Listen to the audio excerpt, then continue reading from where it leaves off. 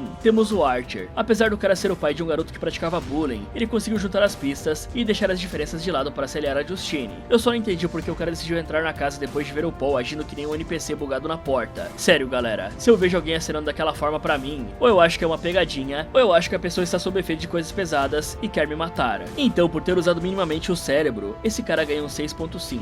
Já a Justine, eu ainda acho que ela conseguiu fazer mais cagadas que o Archer. A mulher stalkeou uma criança, bebeu enquanto estava fazendo vigia, dormiu com as portas do carro abertas, e ainda por cima seguiu o Paul até dentro da casa bizarra que ela já tinha visto 2 fantoches lá dentro. Sério, ela só sobreviveu aqui porque o roteiro quis. E os fantoches são completamente cegos pro que acontece à sua volta. Se eles não fossem assim, seria impossível ela ter conseguido aquela arma. E aí, tanto a Justine quanto o Archer seriam finalizados na casa. Então a mulher ganhou uma nota 6, só por conta ela nunca desistir dos alunos. E falando nos alunos, temos o Alex. Bom, apesar de ser uma criança em uma situação totalmente aterrorizante e de ter sido coagido pela bruxa no começo, teve alguns momentos que o garoto poderia ter neutralizado a ameaça, como no momento em que ele foi na escola dar o depoimento, ou quando os policiais foram na sua casa. Mas fora isso, ele conseguiu pensar muito bem na hora do desespero e usou a magia da bruxa contra ela, o que gerou aquela cena cômica no fim. Por isso o garoto recebe um 8,5. Por último, temos a Gladys. Essa bruxa era extremamente poderosa, já que não deve ter sido tão fácil assim controlar mais de 20 pessoas ao mesmo tempo. E com certeza isso deve exigir uma grande energia para ser feito. Porém, como eu falei antes, é bizarro ela ter todo esse poder e ao mesmo tempo depender totalmente dos galhos para fazer um feitiço. E sem isso ela ser completamente indefesa. Isso acaba tirando bastante a eficiência dela como vilã. E eu até me questiono como é que ela sobreviveu por tanto tempo com esse modus operandi. Então a bruxa ganhou uma nota 7. Fala galera, esse foi como derrotar a Hora do Mal. Você acha que conseguiria sobreviver? Me contem nos comentários. E se você fosse um caçador de demônios e precisasse fazer um exorcismo super difícil, o que você faria? Quer saber se esse pessoal aqui vai conseguir exorcizar essa garota? Então clique aqui nesse vídeo, ou aproveite para ver outras sugestões do Derrotando Filmes. Muito obrigado por assistir, e lembre-se de sempre desconfiar se uma tia distante vir dormir na sua casa.